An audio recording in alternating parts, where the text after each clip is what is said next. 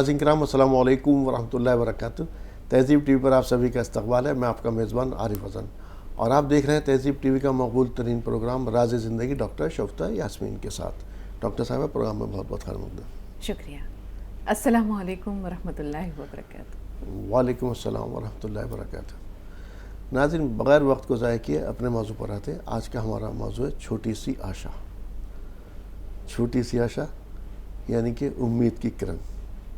چلتے ہیں ڈاکٹر صاحبہ کے پاس اور جانتے ہیں کون سی امید کی کرن کی بات کریں ڈاکٹر صاحبہ. بڑا خوبصورت وہ نغمہ ہے نا, دل ہے چھوٹا سا چھوٹی سی آشا. تو یہ جو انسان کا دل ہے یہ در حقیقت تمام آرزوؤں اور تمناؤں کا مرکز و محور ہے. امید کا جو ایک بیج ہے وہ یہی پھوٹتا ہے, دل میں ہی پھوٹتا ہے. صحیح بات. آرزو ہے, تمنا ہے, خواہش ہے, حسرت ہے, جو بھی کہہ لیجیے, جس روپ میں اس کو پکارا جائے, یہ اسی دل میں جنم لیتی ہے. دماغ کبھی اس میں کوئی خواہش نہیں آتی. دماغ کا کام تو سوچنا ہے کہ اس خواہش کو پورا کیسے کرے. وہ بیچارہ تو مارا جاتا ہے اس خواہش کو پورا کرنے میں. تو سوچتے سوچتے حیران رہتا ہے, پریشان رہتا ہے. لیکن دل کا یہ حال ہے کہ ہزاروں خواہشیں ایسی کہ ہر خواہش پہ دم نکلے, بہت نکلے میرے ارمان لیکن پھر بھی کم نکلے. وہیں غالب نے یہ بھی تو کہا ہے کہاں تمنا کا دوسرا قدم یا رب, ہم نے دشت امکا کو ایک نقش پا پایا. تو حالانکہ یہ جو پا پایا ہے یہ صوتی اعتبار سے اچھا نہیں ہے. جب غالب نے اپنا دیوان مرتب کیا تو یہ شعر نکال باہر کیا. لیکن آپ یہ دیکھیے کہ اس میں جو فلسفہ ہے, اس میں جو رمز پوشیدہ ہے, وہی تو حقیقت ہے. جی کہ خواہشیں بے شمار, 4 دن کی زندگی ہے. صحیح بات ہے. عمر دراز مانگ کر لائے تھے 4 دن, 2 آرزو میں کٹ گئے 2 انتظار میں. تو انسان کی 4 دن کی زندگی ہے, 2 آرزو میں کٹتے ہیں اور 2 انتظار میں, اور اسی 4 دن میں زندگی نمٹ جاتی ہے. لیکن خواہشیں ہیں کہ پھر بھی پوری نہیں ہوتی, کہ ابھی تو آئے تھے اور ابھی چل دی ہے, ابھی تو یہ کرنا تھا, یہ کرنا تھا, یہ امید باقی ہے, یہ توقع, یہ خواہشات, بہت ساری چیزیں ہیں. تو آپ یہ دیکھیے ایک عام انسان میں اور ایک سمجھدار انسان میں یہی تو فرق ہوتا ہے کہ جب اسے پتہ ہے کہ یہ شاخ ہری نہیں ہونی تو وہ دل میں آرزوؤں کو, تمناؤں کو, خواہشات کو, توقعوں کو جگہ نہیں دیتا. یہی وجہ ہے کہ وہ خوش رہتا ہے, نہال رہتا ہے. اور ایک وہ انسان جو ہر وقت, جس کے سر میں ہر وقت یہ سودا سمایا رہتا ہے کہ یہ آرزو بھی پوری ہو جائے, یہ تمنا بھی پوری ہو جائے, وہ مراد بھی برآئے, تو نہ وہ خود خوش رہتا ہے, نہ اپنی گرد و پیش کے لوگوں کو خوش رہنے دیتا ہے, نہ خوش رکھ پاتا ہے. تو یہ جو خواہشات ہیں ان سے فرار یا گریز تو ممکن نہیں ہے, نجات اور چھٹکارا بھی ممکن نہیں ہے, لیکن ان پر قابو پایا جا سکتا ہے, ان پر لگام لگائی جا سکتی ہے. یہ تو بات صحیح ہے کہ لگام لگانا بھی بہت مشکل ہے. یہ تو میں کہہ رہا تھا, یہ بات ہے, ظاہر سی بات ہے, ان پر لگام کس طرح سے لگائے. کیونکہ اگر آپ یہ کہیں کہ دل کے اندر خواہشات آئیں نہ, یہ کوئی خواہش ابھرے نہ, تو یقینی طور پر پھر تو آپ مردہ دل کہلائیں گے. لیکن ان کو جو ہے نہیں, لگام لگائی جا سکتی ہے. اس واقعہ سن لیجیے. نہیں, لگام تو لگائی جا سکتی ہے, لگام لگائی جا سکتی ہے, اور ہر ایک کے بس کی بات نہیں ہے اس پہ لگام لگانا. بہت موزور ہوتا ہے یہ نفس, جی, اور اس پر لگام بھی اتنی ہی مضبوط چاہیے ہوتی ہے. ایک بزرگ تھے, فاقہ مست, قلندر صفت, درویش ٹائپ کے. ایک دن گزر رہے تھے, بہت اچھی انہوں نے دیکھی کھجوریں. جی, منہ میں پانی بھرایا کہ کاش یہ کھجوریں میں کھا سکتا. تو دل میں خیال آیا, ایسا کرتا ہوں کہ کل کلہاڑا لے کر جاتا ہوں جنگل میں, لکڑیاں کاٹتا ہوں, انہیں فروخت کروں گا, کچھ پیسے ملیں گے, کھجوریں کھا لوں گا. یہی کیا. اگلے دن صبح اٹھائی کلہاڑی, گئے جنگل میں, جا کے سارا دن لکڑیاں کاٹیں, اور شام کو فروخت کر کے وہ قیمت لے کر چلے آ رہے تھے ہاتھوں میں. اب جاؤں گا میں, جا کر کھجوریں خریدوں گا. اچانک دل میں خیال آیا, آج ایک خواہش پورا کرنے کے لیے, آج ایک آرزو پوری کرنے کے لیے میں نے تمام دن عبادت میں جو گزرتا تھا وہ گنوا دیا. آج اپنے نفس کی تمنا کو پورا کرنے کے لیے, نفس کی خواہش کو پورا کرنے کے لیے عبادت کو درکنار کر دیا. آج ایک خواہش نے سر اٹھایا ہے, کل دوسری تمنا جو ہے جاگے گی, پرسوں تیسری آرزو ابھرے گی. تو پھر تو میں اپنے رب کی عبادت سے اور رب کی محبت سے دور ہوتا جا رہا ہوں.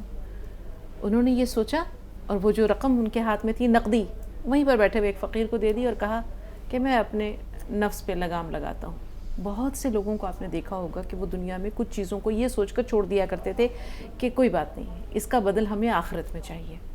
تو نفس پر لگام مشکل نہیں ہے، مشکل ہے، ناممکن نہیں ہے. نہیں ناممکن تو نہیں، یہ تو ظاہر سی بات ہے. آپ نے بالکل ایک دم دنیا سے، یا آپ کٹنے کی بات کی، جیسے حضرت خواجہ اجمیری رحمۃ اللہ کا واقعہ کہ وہ جب سوکھی روٹی کو پانی میں بھگو کر کے ایک وقت وہ بھی پی لیا کرتے. تو نفس کشی کا مسئلہ آ گیا کہ اپنے نفس کو بالکل ہی ختم کر دینا. لیکن ہماری زندگی کے ایک عام آدمی کی اگر میں زندگی دیکھوں تو ہر آدمی کسی نہ کسی سے کچھ توقعات وابستہ رکھتا ہے. حتیٰ کہ یہ والدین بھی اولاد سے کچھ نہ کچھ توقعات رکھتے ہیں آج کے دور کے اندر. ایسا نہیں ہے، کوئی نہ کوئی کسی چیز سے، چاہے ماں باپ ہیں یا بہن بھائی ہیں، کہیں نہ کہیں کوئی توقع تو ہوتی ہے اس طرح سے. دیکھیے یہ تو انسانی فطرت کا لازمی حصہ ہے کہ اگر وہ مطالبہ نہ بھی کرے تو اس کو کم سے کم یہ احساس ہوتا ہے، یا توقع نہیں بھی ہو تو ایک، جس کو کہا نا کہ ایک چھوٹی سی آشا، جی جی، ایک آس لفظ بہت خوبصورت ہے، بہت جی، بہت خوبصورت اور بالکل موزوں لفظ ہے اس چیز کے لیے کہ ماں باپ کسی امید یا توقع کے لیے اپنے بچوں کی نہ پرورش کرتے ہیں، نہ تربیت کرتے ہیں، اور نہ ان کے برسر روزگار ہونے کا انتظار کرتے ہیں کہ ہم نے ان پر جو خرچ کیا ہے وہ کل ہمیں بڑھ کر ملے گا. نہیں بالکل صحیح بات ہے. نہ امید، نہ توقع، نہ امکان، جو بھی کہیے، لیکن ایک آس ہوتی ہے، ایک چھوٹا سا احساس آس کے خول میں لپٹا ہوا کہ یہ کم سے کم ہم سے پیار کے دو بول بولے گا، ہماری عزت کرے گا، احترام کرے گا، ان تمام قربانیوں کو مد نظر رکھے گا، ہماری ان تمام زندگی کی جو سرد و گرم ہے، وہ تمام راتیں جو ہم نے اس کی وجہ سے جاگ کر گزاری ہیں، ان کو یاد کرتے ہوئے یہ ہم سے محبت تو ضرور کرے گا، ہمارا احترام تو ضرور کرے گا. اس کے دل میں ہمارے لیے اتنی سی ہی لیکن جگہ تو ہوگی. تو یہی اتنی سی جو آس ہے نا، یہ ماں باپ کے دل میں ہوتی ہے. اور اگر یہ آس ٹوٹ جائے تو پھر بڑی تکلیف ہوتی ہے، اور اس کا مداوع نہیں ہے. پھر ماں باپ اسی دن مر جاتے ہیں. یہی میں جاننا چاہتا کیونکہ یہ آس جب ٹوٹتی ہے وہی مر جاتے ہیں. وہ جسمانی طور پر زندہ ہوتے ہیں، روحانی طور پر مر جاتے ہیں. آپ نے بہت سے لوگوں کو دیکھا ہوگا کہ ان کی مسکراہٹ کے پیچھے بہت درد ہوتا ہے. یہ درد وہی درد ہوتا ہے جو کسی بھروسے کے ٹوٹ جانے پر، کسی توقع کے ناکام ہو جانے پر، کسی امید کے ختم ہو جانے پر انسان کے دل میں ایک کرب کی صورت میں ابھرتا ہے اور آنسوؤں کے ذریعے وہ بہہ نکلتا ہے. لیکن بہت سے لوگ ان کو چھپا لیتے ہیں، خاص طور پر ماں باپ. کبھی ماں باپ اپنے بچوں کے سامنے اپنے آنسوؤں کو ظاہر نہیں کرتے، درد کو لاوے کی صورت میں نہیں بہنے دیتے، سینے میں چھپا کے رکھتے ہیں. خوش قسمت ہیں وہ ماں باپ جن کو اتنے سعادت مند اولاد ملتی ہے جو ان کی خاموشی کو، ان کی خاموشی کے پیچھے جو درد چھپا ہے، یا ان کی مسکراہٹ کے پیچھے جو آنسو ہیں، جو آہیں ہیں، ان کو بھانپ لیتے ہیں اور ان کی زندگی میں اس کے مداوے کی کوشش کرتے ہیں، اس کی بھرپائی کی کوشش کرتے ہیں، اس کی تلافی کی کوشش کرتے ہیں. لیکن ایسا بہت کم ہوتا ہے. اب جہاں تک بات آتی ہے توقع کی، جب تک انسان کو کوئی بھروسہ نہ دلایا جائے، جب تک انسان کو کوئی توقع نہ ہو، وہ نہیں ٹوٹتا ہے. وہ ٹوٹتا تب ہے جب اسے کوئی آس دلا دی جاتی ہے، جب اس کے اندر کوئی امید جگا دی جاتی ہے، جب اس کے اندر توقع کا کوئی ایک، جیسے کہتے ہیں کہ ایک دیا روشن کر دیا جاتا ہے. ایک بادشاہ تھا، قصہ سنیے. ایک بادشاہ تھا، کڑاکے کی ٹھنڈ تھی، بہت سخت. اور چہل قدمی کے بعد وہ شام کو اپنے محل کے اندر جا رہا تھا. اس نے دیکھا کہ ایک دربان ہے، معمولی سوتی کے لباس کی وردی پہنے ہوئے، سوتی کپڑوں کی وردی پہنے ہوئے کھڑا پہرا دے رہا ہے. بادشاہ کو بڑی حیرت ہوئی کہ کڑاکے کی ٹھنڈ میں نے تو اتنا کچھ پہن رکھا ہے اور یہ بیچارہ جو ہے وہ ایک باریک سوتی لباس، اس کی وردی پہن کے کھڑا ہے. پوچھا کہ تمہیں ٹھنڈ نہیں لگتی؟ کہا کہ نہیں لگتی تو ہے. تو بادشاہ نے کہا کہ اچھا ٹھیک ہے، ٹھہرو، میں بھی محل کے اندر جاتا ہوں اور تمہارے لیے گرم کپڑے بھجواتا ہوں. بادشاہ محل کے اندر گیا. اب محل کے اندر گیا اور وہاں جو کاروبار زندگی ہے یا زندگی کے جھمیلے کہیے، رونقیں کہیے، رعنائیاں کہیے، دل فریبیاں کہیے، وہ بھول گیا۔ اگلے صبح باہر نکلا تو دیکھا کہ وہ اس دربان کی اکڑی ہوئی لاش پڑی ہے، اور وہیں زمین پر ایک عبارت لکھی ہوئی ہے۔ عبارت پڑھی تو اس پہ لکھا تھا کہ بادشاہ سلامت، اتنے برسوں سے میں یہ باریک سوتی وردی پہن کر کے زندہ تھا کیونکہ مجھے ٹھنڈ کا احساس نہیں ہوا تھا۔ کل آپ کے جملوں کی گرماہٹ اور اس گرم وردی کے انتظار نے مجھے جیتے جی مار دیا۔ یعنی اس کی توقع ٹوٹی، وہ بھی مر گیا۔ اگر بادشاہ نے اس کو گرم وردی کا وعدہ نہ کیا ہوتا، دلاسا نہ دلایا ہوتا، اس کی اس خستہ حالی کا یا اس کو اس سردی کا احساس نہ دلایا ہوتا، جس سردی کو وہ، جس یخ بستگی کو وہ خاطر میں نہیں لاتا تھا، وہ جھیل جاتا تھا، لیکن یہ احساس کہ ابھی گرم وردی آئے گی، گرم کپڑے آئیں گے، وہ سردی کو نہیں جھیل پایا۔ تو انسان تب مرتا ہے جب اس کو احساس دلا کے، جب اسے کوئی توقع امید جگا کر کے، اور پھر تشنا کام چھوڑ دیا جاتا ہے، وہ مر جاتا ہے۔ صحیح بات ہے۔ آپ نے کہا وہ والدین کی بات کی، والدین تو اگر ان کی آس ٹوٹتی بھی تو اپنی اولاد کا شکوہ نہیں کرتے ہیں، اور وہ کہیں نہ کہیں آنسوؤں کے اندر پی جاتے ہیں اور اس کو ضبط کر لیتے ہیں۔ لیکن یہ توقع، جیسا بھی آپ نے کہا کہ بادشاہ کا اس کا قصہ آپ نے سنایا ایک اس کا، یہ توقع جب کس سے وابستہ ہو جاتی ہیں پھر وہ توقع ٹوٹتی ہیں، آپ نے بھروسہ اگر ٹوٹتا ہے تو پھر انسان کا یہی حال ہوتا ہے جو بھی آپ نے اس بات کا کہا۔ لیکن یہ توقعات اور یہ تمام تر امیدیں، اس کے بیچ میں جو میں انسانوں سے باندھ لیتا ہوں، اپنے ارد گرد جو میرے اطراف کے لوگ ہیں ان سے باندھنے کی بجائے اگر یہ تمام تر چیزیں اللہ تعالیٰ سے کروں، وہی تو نظر آتا ہے جب کوئی نظر نہیں آتا، وہی نظر آتا ہے، اور وہ ناراض ہوتا ہے۔ ہم دنیا والوں سے مانگتے ہیں تو دنیا والے ناراض ہوتے ہیں، بے شک حقارت سے ٹھکراتے ہیں، تحقیر بھرے جملے کہتے ہیں، لیکن وہ ذات ایسی ہے کہ اگر اس سے نہ مانگا جائے، اس کے وہ آگے ناراض ہو بھیک کا کٹورا نہ پھیلایا جائے، اس کے سامنے دامن نہ پھیلایا جائے، جھولی نہ پھیلائی جائے، وہ ناراض ہوتا ہے، وہ ناراض ہوتا ہے۔ وہ کہتا ہے ادعونی استجب لکم، مجھ سے مانگو، میں تمہاری فریاد کو سنتا ہوں۔ امن یجیب المضطر اذا دعاہ ویکشف السوء، کہ وہ کون ہے جو دکھی دلوں کی فریاد سنتا ہے اور پھر ان کی پریشانیوں کو دور کرتا ہے۔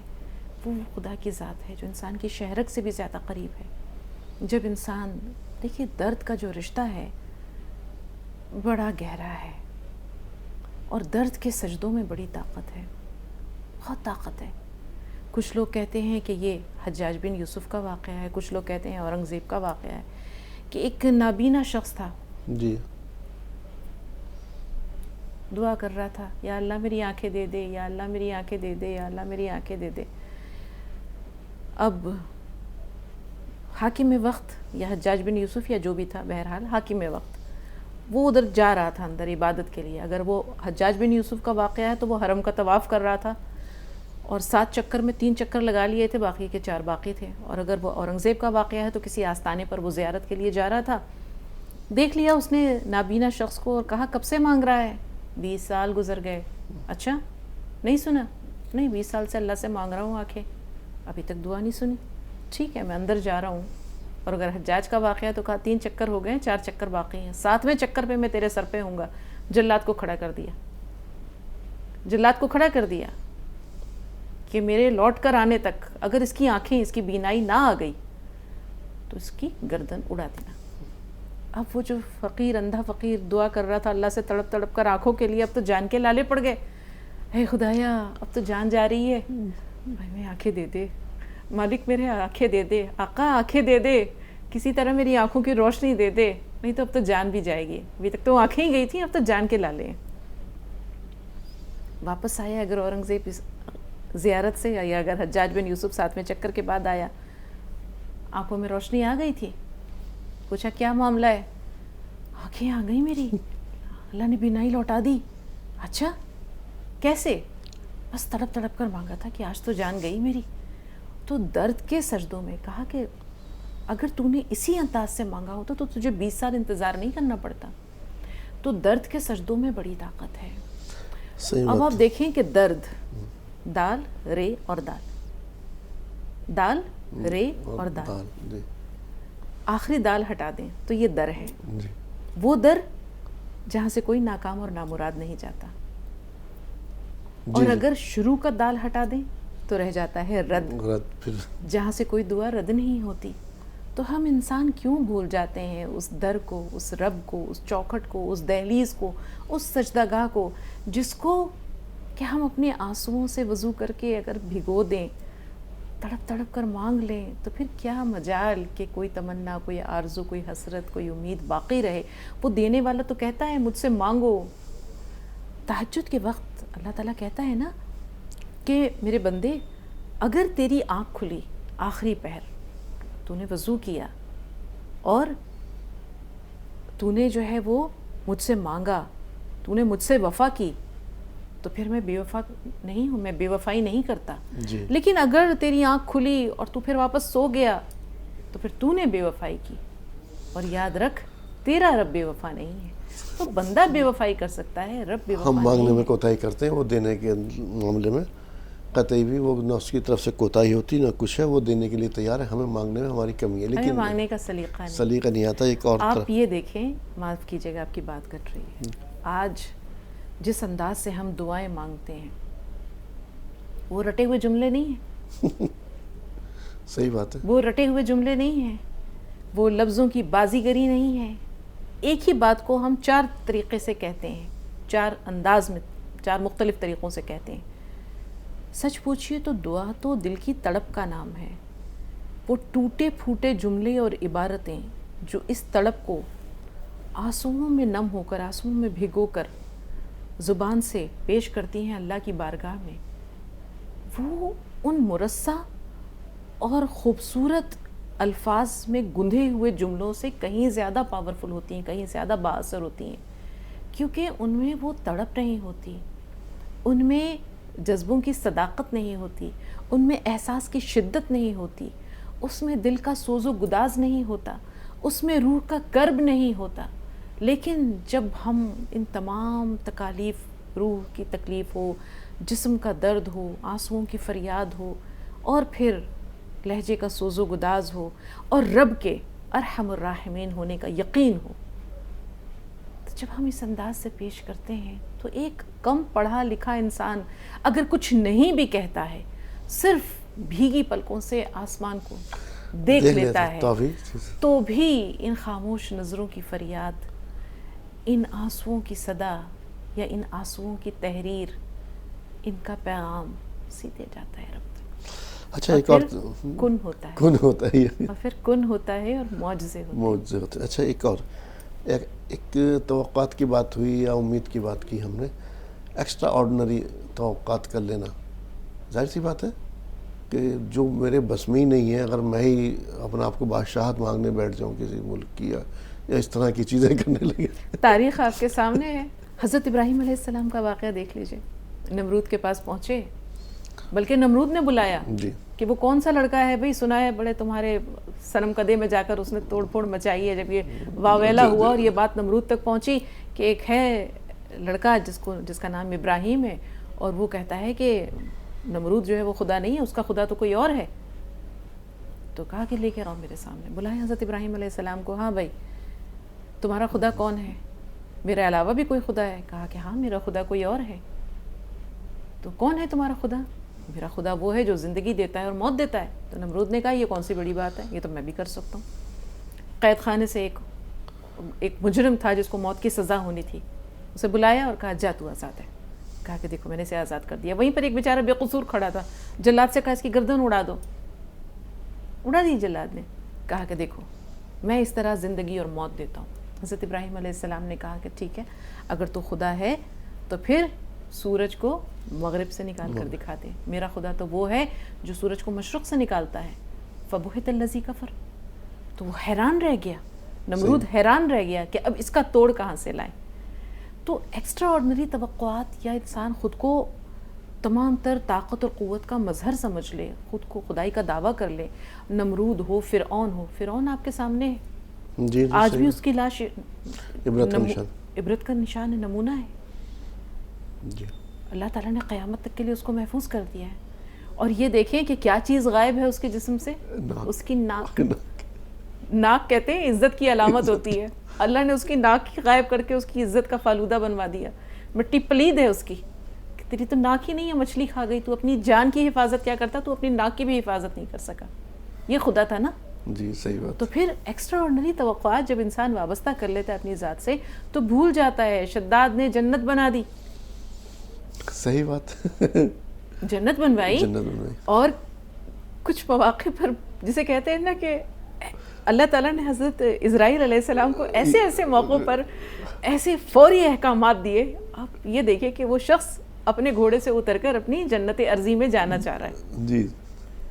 حکم ہوا اس کی روح قبض کر لو. ایک پاؤں جو ہے وہ گھوڑے سے نیچے ہے, دوسرا رکاب میں ہے. روح قبض کر لی اللہ تعالیٰ نے, اور پھر یہ بھی پوچھا کہ یہ تو بتا کہ تجھے کبھی کسی کی روح قبض کرتے ہوئے دکھ بھی ہوا؟ اللہ تعالیٰ ایک مرتبہ ہوا تھا کہ ایک جہاز, ایک کشتی تھی جو جا رہی تھی, اس میں بہت سارے لوگ تھے. حکم ہوا کہ اس کو نیست و نابود کر دو. پاش ہو گئی, سب لوگ مر گئے. ایک تختے پر ایک خاتون تھی جس نے فوری طور پر ایک بچے کو جنا تھا, وہ اور اس کا نوزائیدہ بچہ اس تختے پر بہے چلے جا رہے تھے. حکم ہوا کہ اس کی ماں کو بھی موت دے دو, روح قبض کر لو. میں نے روح قبض کر لی. اب مجھے یہ افسوس ہوا کہ یہ چھوٹا سا بچہ کیسے, یہ بے آب ہو گیا, یہ سمندر ہے اور یہ کہاں بہتا ہوا چلا جائے گا, اس کو کوئی دریا کی مخلوق کھا لے, یہ خود ہی اس کی ماں نہیں ہے, اس کے غذا کا انتظام کہاں سے ہوگا. تو لیکن یہ ہے کہ میں تیرے حکم سے سرتابی نہیں کر سکتا تھا.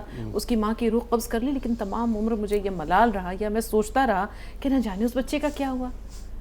تو کہا کہ عزازیل, تجھے پتا ہے کہ آج تو نے جس کی روح قبض کی ہے کون ہے؟ یہ وہی بچہ ہے. تو خود کو قوت و طاقت کا مظہر سمجھ لینا, اپنی ذات سے کے بارے میں ایسی غلط فہمیاں پال لینا کہ میں خدا سے کم نہیں, یا میں خدائی دعویٰ کر لینا, یہ تمام چیزیں انسان کو اسفل السافلین کے درجے تک پہنچا دیتی ہیں, جہاں اس کی مت ماری جاتی. صحیح بات ہے. ناظرین, آج ہم جو بات کی اس کی کہ چھوٹی سی آشا یا امید, یقینی طور پر یہی امید جب اتنی گہری ہو جاتی ہے اور اس کے امید اور یہ ٹوٹتی ہے, کسی سے وابستہ کر لیتے تو دکھ ہوتا ہے, اور زندگی کے اندر صرف ہم دکھانے کے لیے تو مسکراتے ہیں, لیکن ایک غموں کا پہاڑ ہمارے اندر سے چھپا ہوتا ہے. خاص طور سے والدین کے ساتھ اس طرح سے ہوتا ہے. لیکن اگر یہ توقعات, یہی امید ہم اللہ تعالیٰ سے وابستہ کریں گے, یقینی ہماری زندگی بہترین ہوگی. اور اللہ تعالیٰ تو جیسے ابھی ڈاکٹر صاحبہ نے کہا, ناراض ہوتا اگر اس سے نہیں مانگو. جتنی بھی توقعات رکھیے اللہ تعالیٰ سے کریے. جو کچھ بھی دیا اللہ تعالیٰ نے, یا بچوں کے ساتھ کریے, کسی کے ساتھ بھی کیجیے, تو اپنا فریضہ سمجھ کے کیجیے. اور دوسری بات, بھروسہ, کوشش کیجیے اگر کسی نے آپ کے اوپر بھروسہ کیا تو وہ ٹوٹنے نہ پائے, کیونکہ کل کو جب آپ کے ساتھ یہ ہوگا پھر سوچیے کیا ہوگا. اور جہاں تک اولاد کی اس کی بات ہے, جیسے پرورش کریں گے اسی طرح سے. تو یہ تو ایک کنویں کی آواز ہے یا گنبد کی صدا ہے, جیسا آپ پرورش کریں گے اسی طرح کی آپ کو وہ اولاد آپ کو ری پے کر رہی ہوتی ہے. ڈاکٹر صاحب پروگرام میں شمولیت کے لیے آپ کا تہہ دل سے شکریہ. تو ناظرین, راز زندگی میں آج اتنا ہی. اسی کے ساتھ اپنے میزبان کو دیجیے اجازت. السلام علیکم ورحمۃ اللہ وبرکاتہ.